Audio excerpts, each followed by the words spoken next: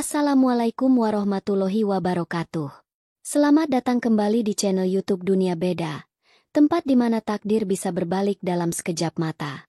Bayangkan, sebuah gaun pengantin yang seharusnya membawa kebahagiaan, kini menjadi beban terberat. Hari ini seharusnya menjadi hari terindah kakakku, tapi dia kabur, meninggalkan semua harapan hancur. Keluargaku hancur, ayahku jatuh pingsan, dan semua mata kini menatapku. Aku, yang bukan siapa-siapa, dipaksa menggantikan posisinya dan menikahi seorang duda miskin. Tapi siapa sangka, takdir punya rencana lain yang jauh lebih mengejutkan. Namun sebelumnya, bagi yang beragama Islam, saya sarankan untuk menuliskan sholawat Nabi Muhammad, agar kelak sholawat ini menjadi saksi untuk mendapat syafaat di akhirat. Like dan subscribe ke channel ini sangat membantu menambah wawasan dan membantu kami membuat cerita baru yang menghibur. Di sebuah desa yang damai, di lereng bukit yang hijau, hiduplah seorang gadis bernama Siti. Ia bukan gadis yang menawan, bukan pula gadis yang pandai bergaul. Sehari-hari, ia hanya menghabiskan waktu di kebun teh, membantu ayahnya merawat tanaman. Sifatnya pendiam, tulus, dan sederhana. Ia lebih sering tersenyum dengan mata daripada dengan bibirnya. Siti memiliki seorang kakak perempuan bernama Ayu. Ayu adalah kebalikan Siti. Ayu sangat cantik, modis, dan punya ambisi besar untuk hidup mewah di kota. Rumah mereka yang sederhana kini terasa semakin sesak oleh bayang-bayang utang. Ayah Siti, Pak Harun, menderita sakit jantung dan tak sanggup lagi bekerja keras. Utang-utang yang menumpuk dari biaya pengobatan membuat keluarga mereka terhimpit. Di tengah keputusasaan itu, sebuah harapan tiba, layaknya Allah mengirimkan pertolongan. Seorang juragan perkebunan, yang sangat disegani di desa sebelah, melamar Ayu. Namanya Pak Ardi. Ia dikenal sangat kaya, dermawan, dan juga seorang duda. "Ayu, ini jalan Allah untuk kita," kata Pak Harun dengan suara serak. Suatu malam, menikahlah dengan Pak Ardi. Nak, dia bisa melunasi semua utang kita. Ayu menunduk, wajahnya tampak kesal, tapi ia tak berani membantah. Ayu tidak mencintai Pak Ardi, tapi ia rela berkorban demi melunasi utang keluarga. Namun, di balik sikapnya yang seolah pasrah, Ayu terus merencanakan sesuatu. Siti, yang mendengar pembicaraan itu, merasa iba pada kakaknya. Ia tahu, Ayu menyimpan rasa pada seorang pemuda miskin di desa, bernama Rizki. Sebuah cinta diam-diam, yang tak mungkin bisa bersatu. Beberapa minggu kemudian, persiapan pernikahan pun dimulai. Seluruh warga desa Cibodas turut gembira. Mereka melihat ini sebagai keberuntungan besar bagi keluarga Pak Harun. Gaun pengantin mewah, perhiasan berkilau, dan segala perlengkapan lain sudah disiapkan. Ayu terlihat gelisah. Ia sering termenung di tepi jendela, menatap ke arah perkebunan teh. Setiap kali Siti mencoba mengajaknya bicara, Ayu hanya menjawab dengan dingin. "Apakah kau benar-benar bahagia, Kak?" tanya Siti, suatu sore. Ayu tidak menjawab. Ia hanya mengalihkan pandangannya, menatap jauh keluar. "Bahagia? Apa itu bahagia?" gumamnya lirih. Siti tahu ada yang tak beres, tapi ia tak bisa berbuat apa-apa. Malam sebelum pernikahan, suasana di rumah sangat tegang. Para tetangga datang membantu mempersiapkan hidangan. Ibu Siti, Bu Rahma, sibuk merias kamar pengantin untuk Ayu. Tiba-tiba, suara tangis pilu terdengar dari kamar Ayu. Siti bergegas masuk. Ia melihat Ayu terisak-isak, memegang sebuah surat di tangannya. "Siti, aku tidak sanggup," bisik Ayu. Suaranya bergetar. "Aku tidak bisa menikah dengan pria itu. Maafkan aku." Siti terdiam, tak mengerti apa maksud kakaknya. Keesokan paginya, matahari bersinar cerah. Tapi di rumah keluarga Siti, suasana justru gelap. Pihak keluarga Pak Ardi sudah datang. Para tamu mulai berdatangan. Tapi Ayu, pengantin wanita, tidak ada di kamarnya. Bu Rahma masuk dan menemukan kamar Ayu kosong. Di atas meja rias, tergeletak sepucuk surat, persis seperti yang dipegang Ayu semalam.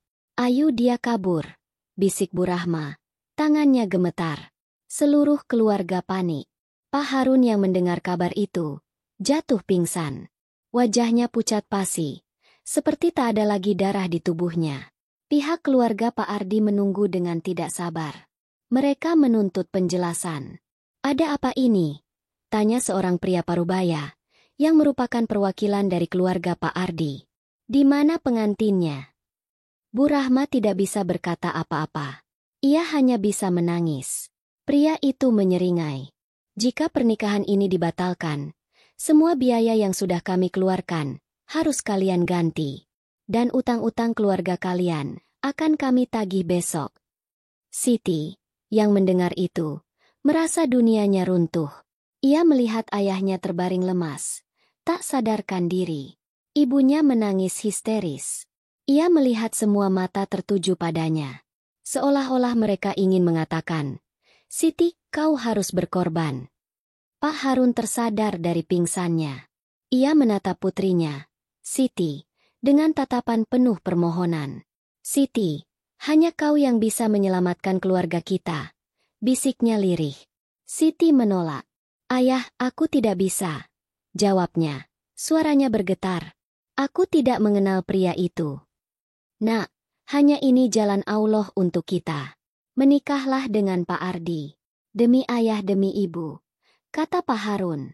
Melihat air mata ayah dan ibunya, hati Siti luluh. Ia tak bisa melihat orang tuanya menderita. Ia mengangguk pasrah. Baiklah, ayah. Aku bersedia. Siti dipaksa mengenakan gaun pengantin yang seharusnya dipakai Ayu. Ukurannya terlalu besar. Tapi tak ada waktu untuk memperbaikinya. Ia merasa seperti boneka yang dipakaikan baju orang lain. Ia merias wajahnya sendiri, dengan air mata yang terus mengalir. Di depan semua tamu, Siti berjalan ke pelaminan. Hatinya hancur, kakinya terasa berat. Ia memejamkan mata, membiarkan takdir membawanya. Saat ia membuka mata, ia melihat seorang pria di depannya. Pria itu memakai jas, tapi terlihat lusuh. Wajahnya tak terlihat jelas, tertutup oleh sorot cahaya matahari. Siti hanya bisa melihat siluetnya. Ia pun mengulurkan tangannya, siap menerima takdirnya. Ia tidak tahu, takdir seperti apa yang akan ia jalani. Ia hanya berharap, Allah memberinya kekuatan. Di hadapan penghulu dan ratusan pasang mata, Siti mengucapkan janji suci. Suaranya bergetar, tetapi ia berusaha tegar. Pria di hadapannya, yang tak lain adalah calon suaminya, juga mengucapkan hal yang sama. Siti tidak bisa melihat wajahnya dengan jelas. Ia hanya bisa melihat bayang-bayang samar. Seorang pria yang mengenakan setelan jas lusuh. Saat tangan mereka bersentuhan untuk pertama kalinya, Siti merasa ada yang aneh. Tangan itu terasa kasar dan kapalan, seperti tangan seorang buruh, bukan tangan juragan perkebunan kaya. Tapi Siti hanya bisa diam. Ia sudah terlanjur basah, terlanjur mengorbankan diri demi keluarganya. Setelah akad selesai, Siti dan suaminya, yang ia yakini adalah Pak Ardi, duduk di pelaminan. Para tamu datang dan mengucapkan selamat. Siti berusaha tersenyum, meski hatinya remuk. Ia melihat ayahnya, Pak Harun, terbaring lemas di kursi roda, dengan senyum tipis di bibirnya. Senyum itu adalah senyum lega. Siti tahu, pengorbanannya telah menyelamatkan keluarganya dari lilitan utang. Ia hanya bisa berdoa, semoga Allah memberinya kesabaran. Sore harinya, setelah semua tamu pulang, Siti dibawa ke rumah suaminya. Ia membayangkan sebuah rumah mewah, dengan kolam renang dan taman yang indah. Tapi yang ia lihat adalah sebuah rumah sederhana, yang terbuat dari kayu, di sudut perkebunan. Catnya sudah mengelupas, dan halamannya ditumbuhi rumput liar. Siti menoleh ke arah suaminya, berharap ini hanya lelucon. Tapi suaminya hanya tersenyum tipis. Mari masuk, katanya. Suaranya terdengar lembut, tapi terasa asing bagi Siti. Siti pun masuk ke dalam rumah itu. Ruangan itu hanya berisi perabotan seadanya. Sebuah meja makan kayu, 2 kursi kayu, dan sebuah sofa tua. Dindingnya dihiasi oleh foto-foto pemandangan, yang terlihat usang. Siti merasa kecewa, tapi ia tidak berani protes. Ia hanya bisa diam dan menahan air matanya. "Kamu mau minum apa?" tanya suaminya. "Aku akan buatkan teh hangat." Siti hanya menggeleng. Ia tidak berselera. Ia hanya ingin tidur. Tapi ia tidak tahu di mana kamar tidurnya. "Kamar tidurmu ada di sana," kata suaminya, seolah membaca pikiran Siti. "Kau bisa istirahat. Aku akan tidur di luar." Siti menatap suaminya. Bingung. "Kau tidak tidur di dalam?" tanyanya. "Tidak," jawab suaminya. "Aku akan tidur di teras. Besok pagi, aku akan buatkan sarapan untukmu." Siti hanya bisa mengangguk. Ia masuk ke kamar itu dan mengunci pintu. Ia duduk di pinggir tempat tidur dan menangis sejadi-jadinya. Ia merasa tertipu. Ia pikir ia menikah dengan seorang juragan kaya, tapi ternyata ia menikah dengan seorang duda miskin. Ia merasa takdirnya begitu kejam. Keesokan paginya, Siti bangun. Ia terkejut karena mencium aroma harum masakan dari luar. Ia membuka pintu dan melihat suaminya sedang memasak di dapur kecil. Ia mengenakan kaos oblong yang sudah usang dan celana pendek yang sudah sobek. Rambutnya acak-acakan, tapi wajahnya terlihat tampan. Siti terkejut. Pria itu ternyata tidak setua yang ia bayangkan. Pria itu memiliki wajah yang tampan, dengan mata yang teduh. "Selamat pagi," sapa suaminya, dengan senyum tipis. "Sudah bangun? Ayo, sarapan dulu." Siti hanya bisa diam. Ia merasa malu, karena semalam ia menangis sejadi-jadinya. Ia duduk di meja makan, dan memakan sarapan yang disiapkan suaminya. Ia merasa canggung, karena ini adalah kali pertama ia makan bersama seorang pria yang bukan ayahnya. "Siapa namamu?" tanya suaminya. "Aku belum tahu namamu." Siti terkejut. "Kau tidak tahu namaku?" Suaminya menggeleng.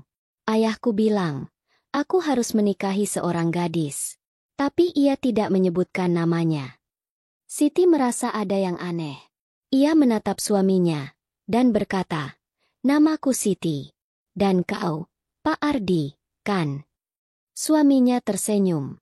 "Nama saya bukan Ardi," katanya. "Nama saya Bagas. Saya adalah pengurus perkebunan teh ini. Dan Pak Ardi adalah kakek saya." Siti terdiam. Jantungnya berdebar kencang. Jadi, selama ini ia salah. Ia menikah bukan dengan Pak Ardi, melainkan dengan cucunya. Tapi, kenapa? Siti tidak bisa berkata apa-apa. Ia hanya bisa menatap Bagas dengan mata yang berbinar. Ia merasa malu, karena semalam ia mengira ia menikah dengan duda miskin. Padahal, ia menikah dengan seorang pria muda, yang tampan, dan ternyata sangat kaya. Tapi, kenapa Bagas tidak mengatakan hal ini sejak awal? Apa yang sebenarnya terjadi? Siti menatap Bagas tak percaya. Selama ini ia mengira menikah dengan Pak Ardi, seorang duda kaya. Tapi yang ada di hadapannya sekarang adalah Bagas, cucu dari Pak Ardi, seorang pria muda yang mengaku sebagai pengurus kebun. Kebingungan dan rasa penasaran memenuhi benaknya. "Maaf, tapi kenapa ayahku bilang aku akan menikah dengan juragan?" tanya Siti, suaranya pelan. "Saya tidak tahu," jawab Bagas. Tatapannya tulus. "Sejujurnya, saya sendiri terkejut. Kakek tiba-tiba meminta saya menikahimu. Dia hanya bilang, ini adalah jalan terbaik untuk keluarga kita." Siti merasa ada kebohongan besar yang disembunyikan. Ia menelan ludah, berusaha mengolah informasi ini. Jadi, ia tidak menikah dengan juragan perkebunan, melainkan dengan cucunya yang bekerja sebagai pengurus. Lalu, mengapa mereka tinggal di rumah sederhana ini? Padahal Bagas mengatakan ia cucu dari orang terkaya di desa? "Tapi, kakekmu juragan kaya, kan?" tanya Siti, mencoba memastikan. "Ya," jawab Bagas. "Beliau memiliki puluhan hektar perkebunan, termasuk yang ini. Beliau juga punya banyak villa dan rumah mewah di berbagai kota." Rasa sesak kembali memenuhi dada Siti. Ia merasa dipermainkan takdir. Ia mengorbankan diri untuk menikah dengan pria kaya demi keluarganya. Tapi ternyata yang ia dapatkan adalah hal yang jauh berbeda. Ia bertanya-tanya, apa motif di balik semua ini? Apakah keluarga Bagas sengaja menipunya? Lalu, kenapa kita tinggal di sini? Tanya Siti, menunjuk seisi rumah yang sederhana. Bagas terdiam sejenak. Ia menghela napas panjang, seolah sedang menyimpan sebuah rahasia besar. Ini adalah rumah kakek saya saat muda. Beliau ingin saya dan istri saya tinggal di sini, setidaknya untuk beberapa waktu. Jawab Bagas, menghindari tatapan mata Siti. Jawaban itu tidak memuaskan Siti. Ada sesuatu yang tidak beres. Sesuatu yang disembunyikan Bagas. Beberapa hari berlalu. Siti dan Bagas menjalani hari-hari mereka seperti sepasang suami istri biasa. Meski rasa canggung masih sering menyelimuti. Bagas sangat baik. Ia sering membuatkan sarapan untuk Siti, mengajaknya berkeliling ke perkebunan, dan menceritakan banyak hal tentang tanaman teh. Tapi setiap kali Siti mencoba bertanya tentang Pak Ardi dan motif di balik pernikahan ini, Bagas selalu menghindar. Suatu siang, saat mereka sedang berjalan di perkebunan, Siti memberanikan diri untuk bertanya. Bagas, panggil Siti. Apa yang sebenarnya terjadi? Kenapa kakekmu tidak menikahi kakakku, dan malah memintamu menikahiku? Dan kenapa kakekmu membuat cerita seolah-olah dia adalah Pak Ardi yang akan menikahiku? Bagas terkejut. Ia menghentikan langkahnya, menatap Siti. Wajahnya tampak bingung. Siapa bilang kakekku yang membuat cerita itu? Tanyanya. Siti terdiam. Jadi, bukan Pak Ardi yang menyuruh Ayu menikahinya? Lalu siapa? Kakek saya tidak pernah setuju dengan pernikahan itu. Lanjut Bagas. Beliau hanya ingin menikahkan saya dengan gadis pilihan saya. Beliau tidak pernah memaksa Ayu untuk menikah dengannya. Beliau hanya setuju untuk membantu melunasi utang keluarga kalian. Siti merasa bingung. Selama ini, ia mengira ayah dan ibunya terpaksa menjodohkan Ayu dengan Pak Ardi karena utang. Tapi sekarang, ia mendengar cerita yang berbeda. Lalu, kenapa ayah dan ibuku bilang kakekmu akan menikahi kakakku? Tanya Siti. Saya tidak tahu, jawab Bagas, menggelengkan kepalanya. Mungkin ada kesalahpahaman.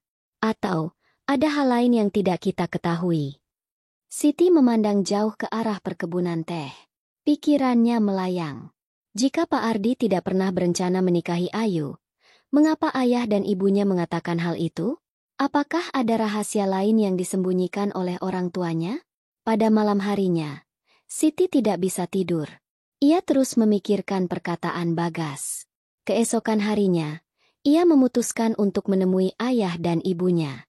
Ia harus mencari tahu apa yang sebenarnya terjadi. Ia harus mengungkap misteri yang menyelimuti pernikahannya. Siti meminta Bagas untuk mengantarnya pulang ke rumah ayahnya. Bagas tidak banyak bicara. Tapi ia menuruti keinginan Siti. Saat sampai di rumah, Siti langsung masuk dan menemui ayah dan ibunya yang sedang duduk di teras. Ayah, ibu, panggil Siti. Suaranya bergetar. Ada yang ingin kutanyakan. Kenapa ayah dan ibu bilang, Pak Ardi yang akan menikahiku? Kenapa ayah dan ibu menipuku? Ayah dan ibunya terdiam. Mereka saling bertatapan. Seolah-olah sedang menyampaikan pesan rahasia tanpa kata. Siti tahu, mereka menyembunyikan sesuatu. Ia tidak akan menyerah sampai ia tahu kebenaran di balik pernikahan ini.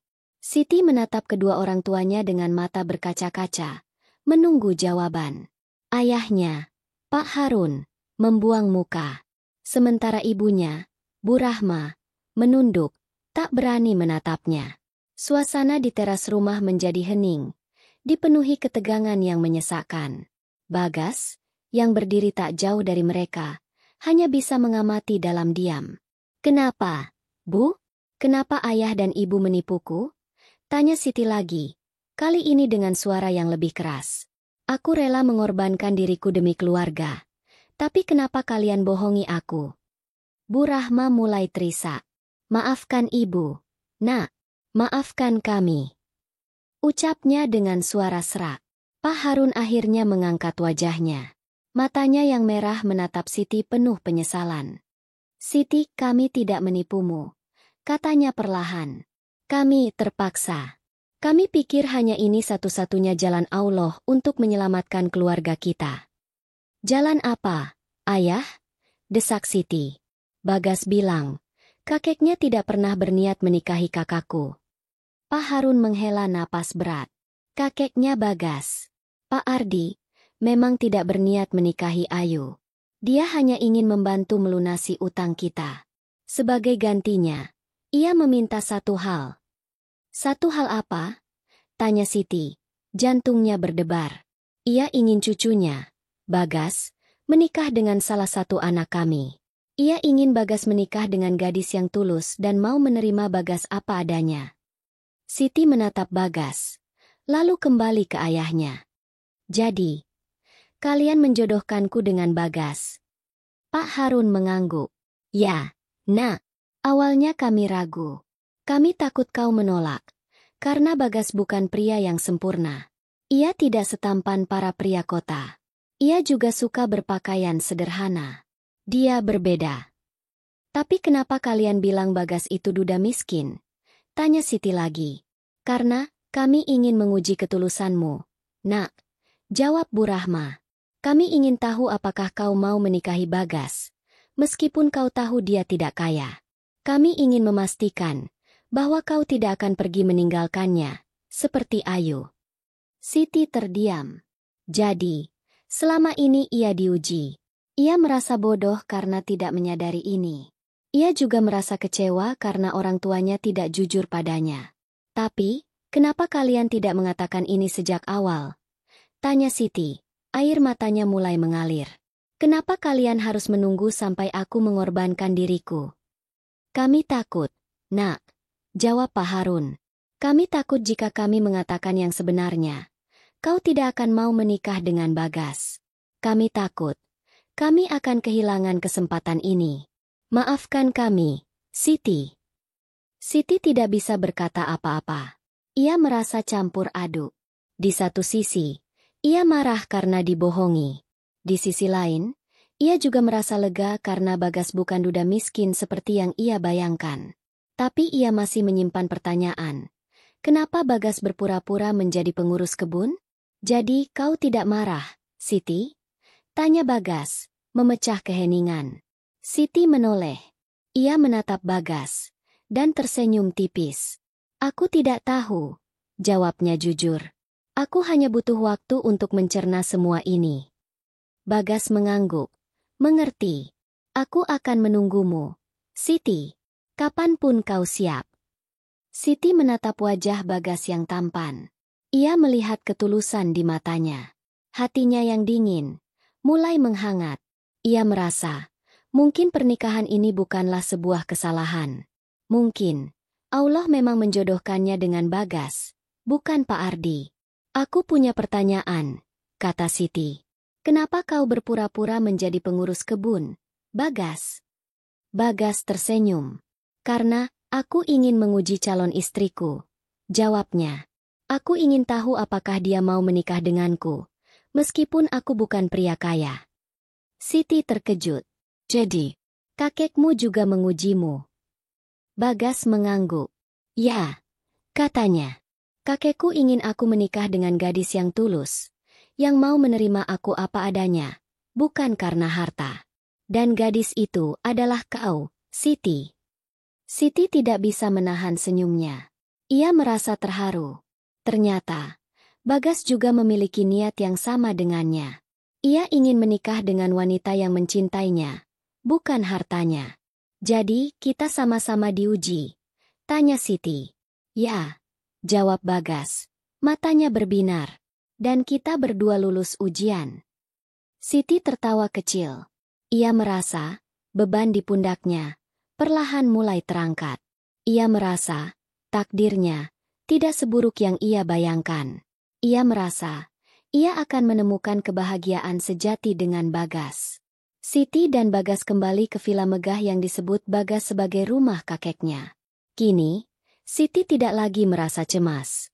Setelah mendengar penjelasan dari orang tuanya dan Bagas, hatinya terasa lebih tenang. Ia menyadari, Takdirnya jauh lebih indah dari yang ia bayangkan. Ia tidak menikah dengan duda miskin, melainkan dengan pria muda yang tampan, tulus, dan kaya raya. "Ini rumah kakekku," kata Bagas, saat mereka tiba di depan sebuah villa megah bergaya Eropa. Pintu gerbangnya terbuat dari besi tempa, dengan ukiran yang rumit.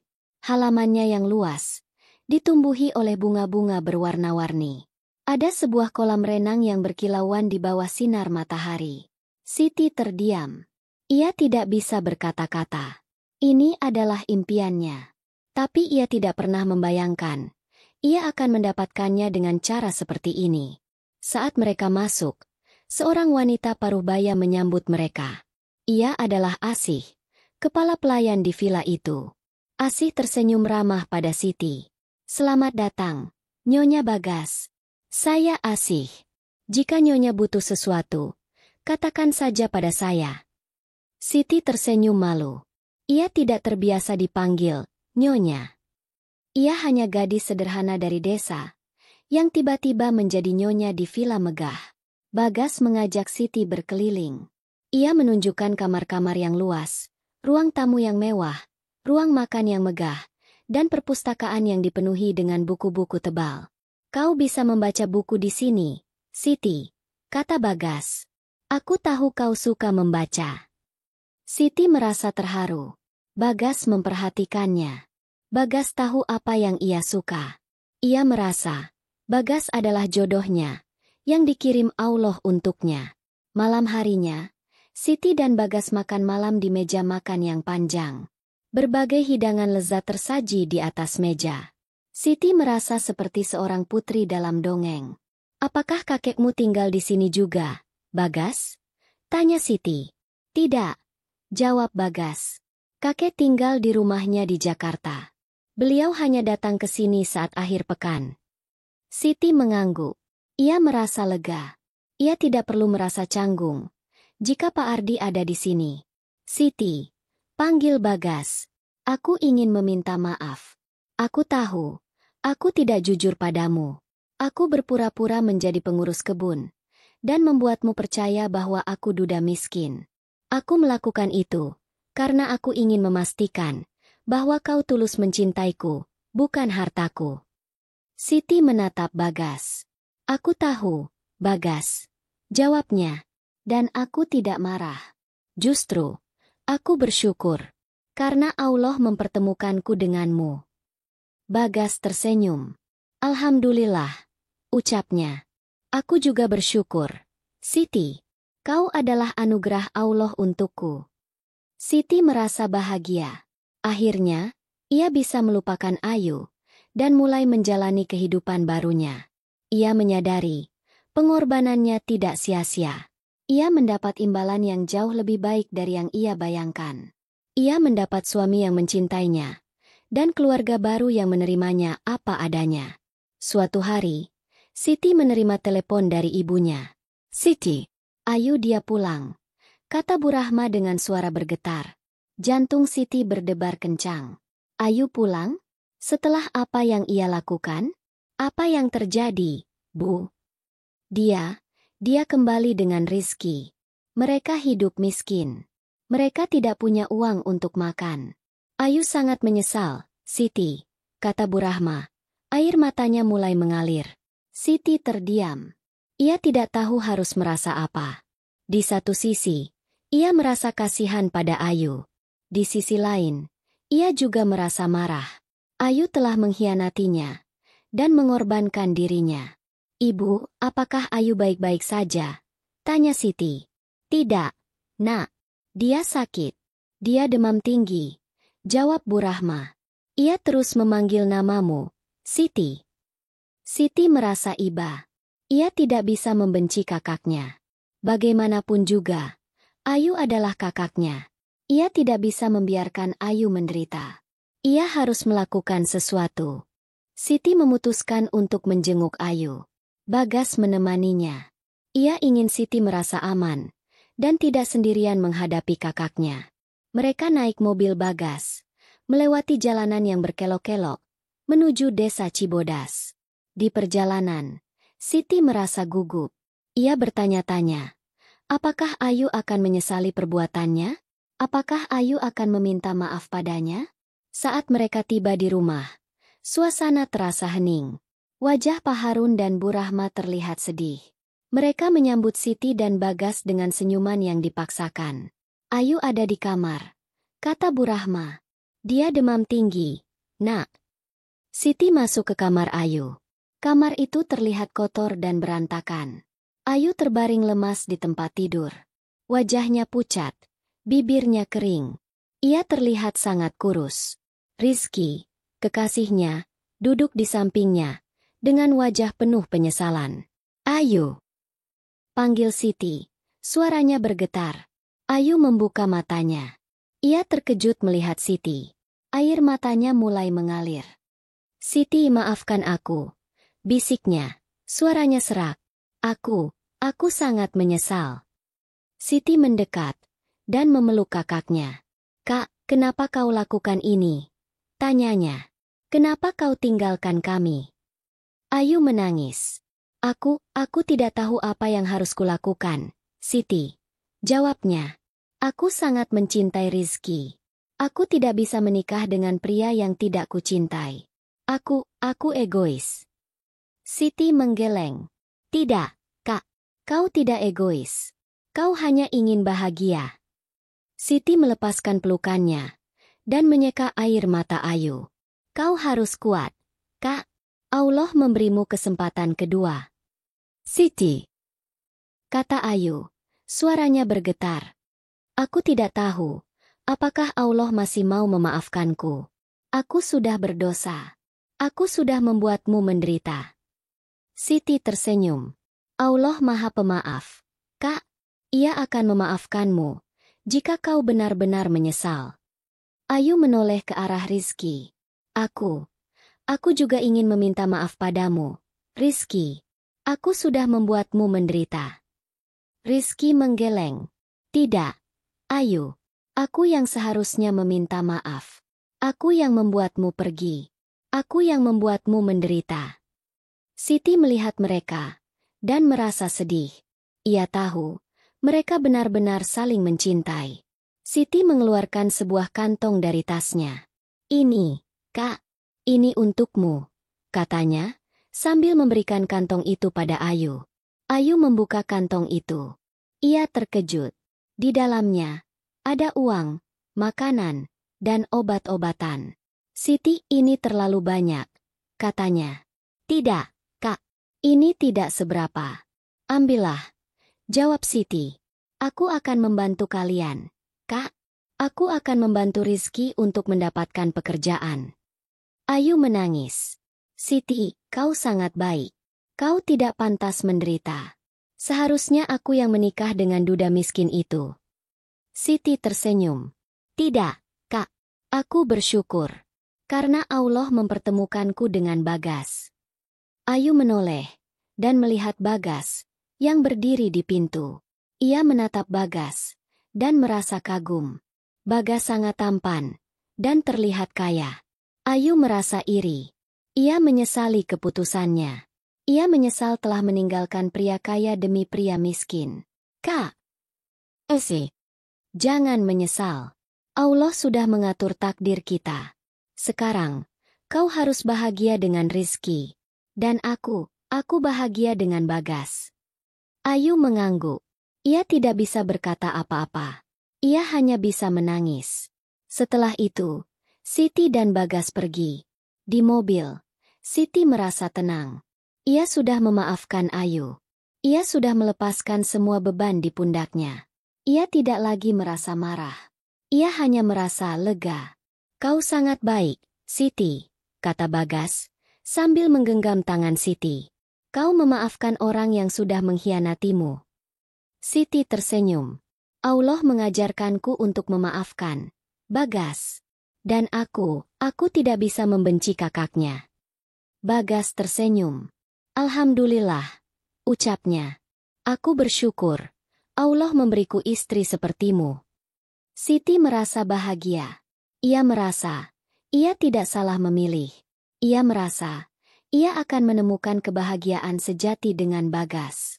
Siti dan Bagas kembali ke villa mereka. Hidup terasa begitu indah, seperti sebuah mimpi yang menjadi kenyataan.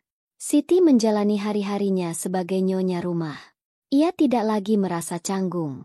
Dengan bantuan Asih, ia belajar mengurus rumah, memasak, dan menjadi seorang istri yang baik bagi Bagas. Bagas sangat mencintai Siti. Ia sering memberi Siti kejutan kecil, seperti bunga mawar dari kebun, atau mengajak Siti jalan-jalan ke tempat-tempat indah di sekitar puncak. Siti merasa, ia adalah wanita paling beruntung di dunia. Ia mendapatkan seorang suami yang tidak hanya tampan dan kaya, tetapi juga tulus mencintainya. Suatu sore, saat mereka sedang duduk di teras, Siti bertanya pada Bagas. "Bagas, apakah kamu pernah marah padaku?" "Marah kenapa?" tanya Bagas, sambil tersenyum. "Karena aku awalnya tidak tulus menikahimu. Aku menikahimu karena aku pikir kamu kaya," jawab Siti, menunduk. Bagas mengangkat dagu Siti dan menatapnya. "Aku tahu, Siti, tapi aku tidak marah. Justru, aku bersyukur, karena Allah memberiku kesempatan untuk menunjukkan bahwa aku lebih dari sekadar harta. Aku bersyukur, kau mau membuka hatimu untukku." Siti tersenyum. Ia merasa, ia tidak salah memilih. Ia merasa, ia akan bahagia selamanya dengan Bagas. Beberapa bulan kemudian, Siti menerima kabar bahagia. Ia hamil. Bagas sangat senang. Ia langsung menelepon orang tuanya dan memberitahukan kabar itu. Pak Harun dan Bu Rahma menangis bahagia. Mereka bersyukur Allah telah memberikan mereka cucu dari anak perempuan yang tulus. Ayu juga mengetahui kabar itu. Ia datang menjenguk Siti dengan wajah yang penuh penyesalan. Ia melihat perut Siti yang membesar dan merasa sedih. Ia merasa seharusnya ia yang berada di posisi Siti. "Ayu, kau akan jadi tante," kata Siti, dengan senyum tulus. Ayu hanya bisa mengangguk. Air matanya menetes. "Siti, aku sangat menyesal. Aku iri padamu," bisiknya. Siti memeluk kakaknya. "Kak, jangan iri. Takdir kita berbeda. Tapi Allah Maha Adil. Ia akan memberimu kebahagiaan sejatimu jika kau bersabar." Ayu akhirnya menemukan kebahagiaan sejati. Setelah Bagas membantu Rizky mendapatkan pekerjaan di perkebunan teh, Rizky bekerja keras dan akhirnya bisa membeli rumah kecil untuk Ayu. Ayu dan Rizky hidup sederhana, tetapi mereka sangat bahagia. Suatu hari, Siti dan Bagas membawa anak mereka, seorang laki-laki yang mereka beri nama Arjuna, untuk menjenguk Pak Harun dan Bu Rahma. Pak Harun menangis bahagia. Ia menggendong cucunya dan memandangnya dengan penuh cinta. "Alhamdulillah," ucapnya. "Allah Maha Baik. Ia memberiku cucu yang tampan." Siti merasa bahagia. Ia melihat keluarganya yang utuh dan merasa semua pengorbanannya tidak sia-sia. Ia belajar bahwa kebahagiaan sejati tidak ditemukan dalam harta, tetapi dalam ketulusan, pengorbanan, dan cinta. Ia menoleh ke arah Bagas. Bagas tersenyum dan menggenggam tangannya. Siti tahu, inilah kebahagiaan yang sesungguhnya. Kebahagiaan yang tidak bisa dibeli dengan uang, tapi ditemukan dengan hati yang tulus. Mereka pun hidup bahagia selamanya. Takdir mereka berputar dan membawa mereka ke tempat yang seharusnya. Takdir yang tidak bisa ditebak, tapi membawa mereka pada kebahagiaan yang sesungguhnya. Tamat. Hikmah cerita. Dari kisah Siti dan Bagas ini, kita bisa memetik banyak pelajaran berharga. Kadang, Allah memberi kita ujian yang terasa berat, tapi ternyata di baliknya ada kebahagiaan yang jauh lebih indah. Pengorbanan tulus Siti demi keluarganya membuahkan hasil yang tak terduga, membuktikan bahwa ketulusan dan keikhlasan hati akan selalu berbuah manis. Kisah ini mengajarkan kita bahwa kekayaan sejati bukanlah tentang harta benda, melainkan tentang hati yang tulus dan cinta yang ikhlas. Siti tidak mendapatkan kekayaan dari pernikahannya, tetapi ia mendapatkan kebahagiaan yang tak ternilai dari seorang suami yang mencintainya apa adanya. Jangan pernah putus asa saat menghadapi cobaan, karena Allah selalu punya rencana terbaik untuk hambanya. Takdir bisa saja terlihat rumit, Tetapi jika dijalani dengan sabar dan ikhlas, akan membawa kita pada jalan yang benar-benar kita butuhkan. Bagaimana pendapat kalian tentang takdir Siti dan Bagas? Coba bayangkan, jika kalian jadi Ayu, apakah kalian akan menyesal? Tulis jawaban kalian di kolom komentar di bawah ini. Ya, jangan lupa like video ini jika kalian suka dengan ceritanya. Dan subscribe channel ini agar tidak ketinggalan cerita-cerita menarik lainnya. Mari kita bangun komunitas ini bersama. Sampai jumpa di video berikutnya.